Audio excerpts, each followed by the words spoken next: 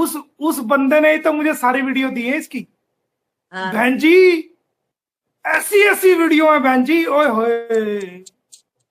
मैंने कहता हूं पूरा भारत ये कहेगा अरे वाह अरे मोमिन मलिक तूने तो इसका सारा पोस्टमार्टम कर दिया, ये क्या है।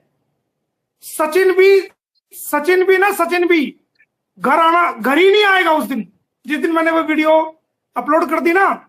सचिन जो है घर आना ही बंद हो जाएगा कि यार तू तो तेरी ये वीडियो। जहरीला कोबरे का काटा हुआ बच सकता है, अगर मोमिन मलिक कानूनी रूप से किसी के पीछे पड़ जाए उसका इलाज नहीं है, ये मैं आपको बता रहा हूं। मेरा ऐसा माइंड है, मैं कहता हूं कि मेरे खिलाफ 20 भी FIR दर्ज हो जाएगी ना, तब भी जो मैंने बीड़ा उठा लिया ना वो मैं पूरा करके रहूंगा। पावर ऑफ अटॉर्नी है, अगर तुम मेरा लाइसेंस भी कैंसिल करा दोगे ना तो पावर ऑफ अटॉर्नी एक आम आदमी भी पावर अटॉर्नी के बिहाफ पे काम कर सकता है। तो मेरे पास ऐसी ऐसी वीडियो इसकी आ गई है बहन जी, ऐसी ऐसी वीडियो आ गई है, मैं उनको चलाऊंगा जरूर जब मेरे खिलाफ पर्चा दर्ज हो जाए।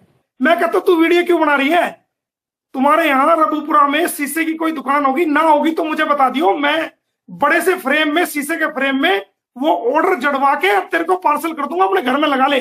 पर वो AP सिंह की जो तस्वीर है ना जो तूने लगाई हुई है उसके सर के ऊपर लगाना उस ऑर्डर को, नीचे मत लगाना।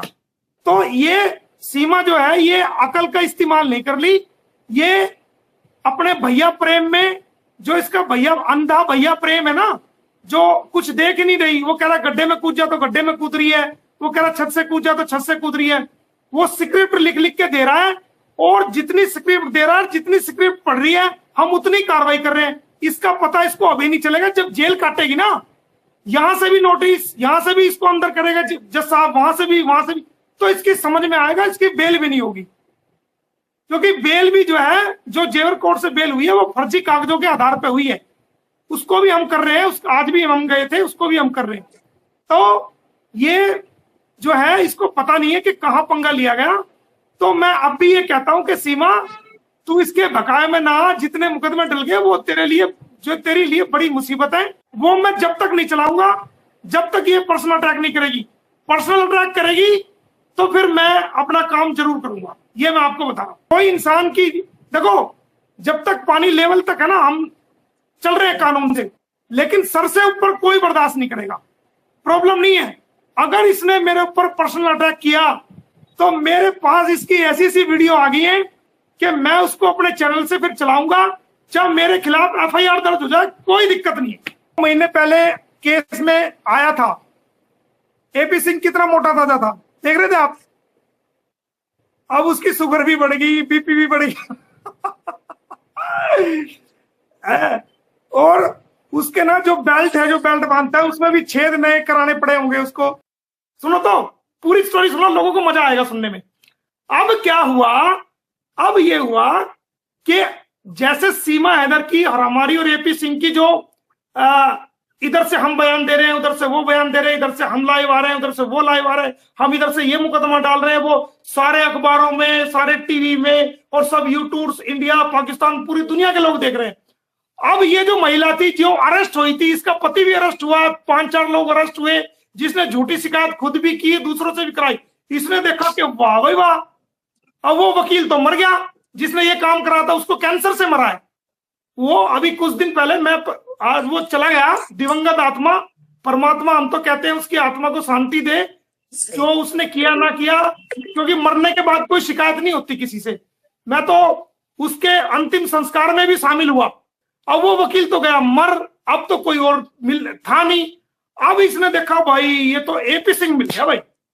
अब ये महिला ने नंबर निकाला इसका, और इसको कहा सर सर सर सर मैं एक महिला हूं सर मेरे खिलाफ बड़ा जुल्म किया हुआ है सर, मुझे FIR भी दर्ज कराई हुई है सर, मैंने इसकी बार काउंसिल में भी दी हुई है सर, मैंने इसका लाइसेंस भी कैंसिल करा हुआ है सर, मेरी प्रॉपर्टी हड़प रखी है सर, ये मैंने इसके खिलाफ FIR भी दर्ज करा। ये नहीं बता रही कि तेरे खिलाफ भी FIR है और तू अरेस्ट हो चुकी है, तेरा पति भी अरेस्ट हो चुका है, तेरे 5 बंदे अरेस्ट हो चुके हैं, जो वकील मरा इसके खिलाफ भी FIR थी, और जो पुलिस वाला मिल चुका था उसके खिलाफ भी FIR थी, और SHO मौके का चौकी इंचार्ज, पहले SP के ऊपर केस डाला, सोनीपत SP के ऊपर केस डाला मैंने, SHO के ऊपर केस डाला, इंचार्ज के ऊपर केस डाला, और सोनीपत एसपी ऑफिस में जाके पता कर लेना कि मोमिन मलिक ने एसपी और एसएचओ और चौकी इंचार्ज के ऊपर कितने मुकदमे फाइल कर रहे हैं। जो वहां जवाब लेके कोर्ट में पेश होता है ना, वो रोज कहता भाई ये इतने मुकदमे क्यों डाल दिए, कहां से लिखवाएं जवाब। तो उनको पता है कौन है ये। सोनीपत 2 लोगों को मैंने फांसी कराई, 2 लोगों को, उनको पता है कि कौन सा वकील है ये। इस महिला ने, जैसा एपी सिंह ने जो ना एलिगेशन लगाया कि ये आतंकवादी से संबंधित है, ये फला है, ये ढिका है, ऐसे ही इसने एक एसपी के यहां भी दरखास्त दी थी कि इसके तो आतंकवादी से संबंधित है। क्या हुआ, डिफेमेशन का 25 लाख रुपए का मैंने इसको नोटिस दिया और वो कार्रवाई चल रही है इसके खिलाफ। उसमें 25 लाख रुपए देगी, पता लगेगा इसको। तो एलिगेशन लगाना आसान है, इतना वो नहीं है। और एपी सिंह कह रहा, एपी सिंह ने सोचा पता नहीं क्या खजाना मिल गया।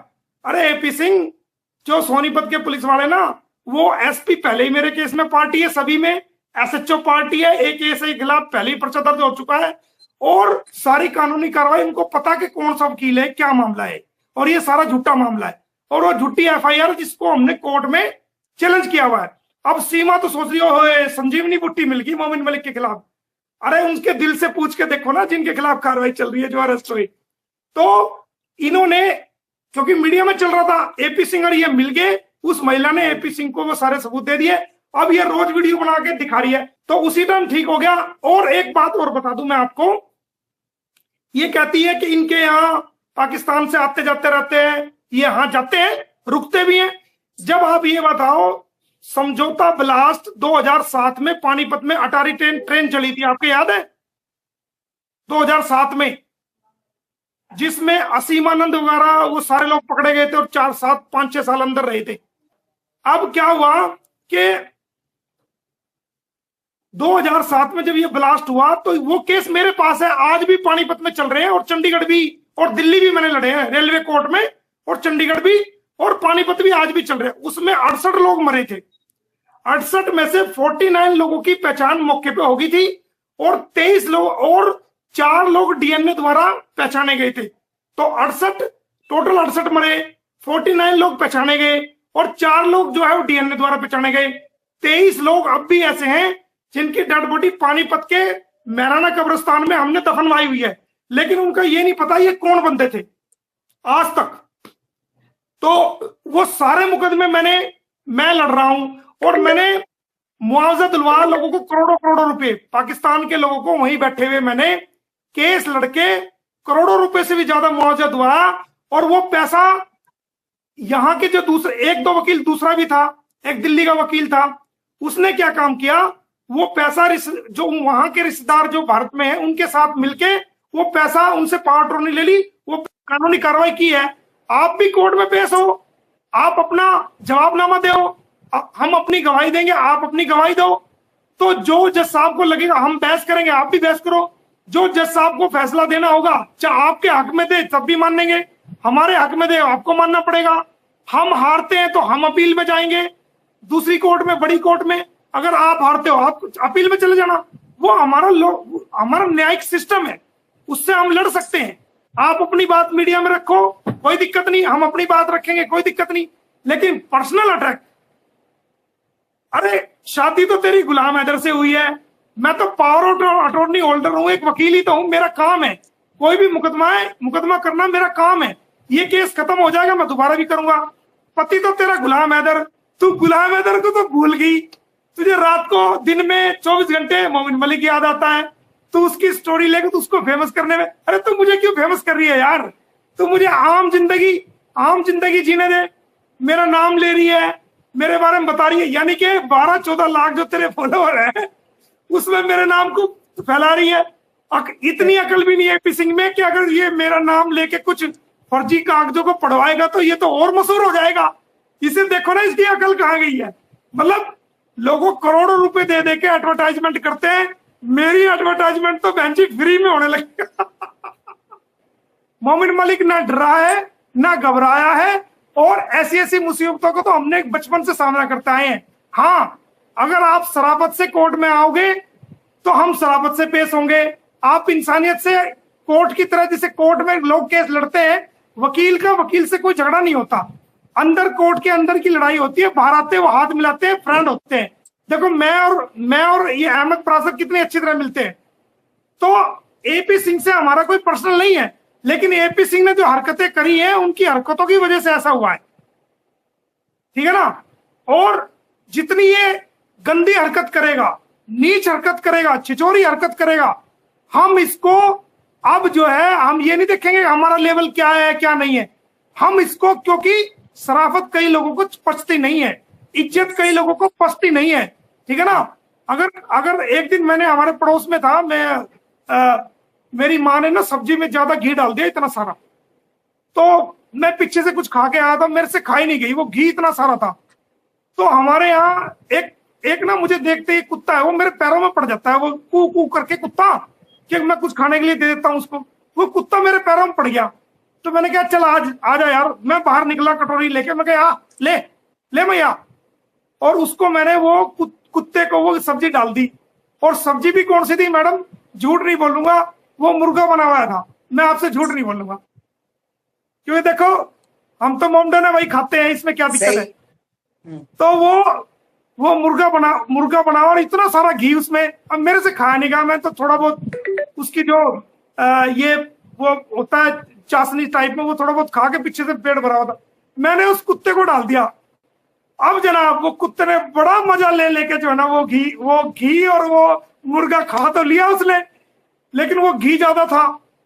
तो मैं सुबह जब तैयार होके कोर्ट के लिए निकला, तो मैं देखता हूं कि पूरी हमारे दरवाजे से और आगे तक खिलाया भी मैंने, साले ने दरवाजा भी हमारा खराब किया, आगे तक जो है उसने जो है ना वो छेरे लगाए हुए थे, और वो जो ना, तो मैं उस दिन समझ गया मगर कुत्ते को घी जो है वो डोज उसको पसंद नहीं आती। तो वो मैंने कुत्ते के साथ जो एक्सपीरियंस था वो मैं बता रहा हूं कि उस कुत्ते को घी, कुछ तो ऊपर से मुर्गा ऊपर से घी, तो वो उसको बेचारे को सारी रात उसके पेट में प्रॉब्लम हुई और उसको जो पचा नहीं।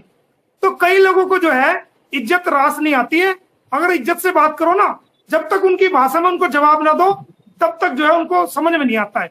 अच्छा ये कहता है जी बार काउंसिल को दे दिया, फला को दे दिया, पुलिस को दे दिया। अबे यार पूरा देश जानता है तेरे बारे में, पुलिस भी जानती है, देश की सरकार जानती है, आईबी जानती है, इंटेलिजेंस ब्यूरो जानती है। आईबी को ये नहीं पता तू पाकिस्तान से आई हुई महिला का साथ दे रहा है और जो इलीगल आई है।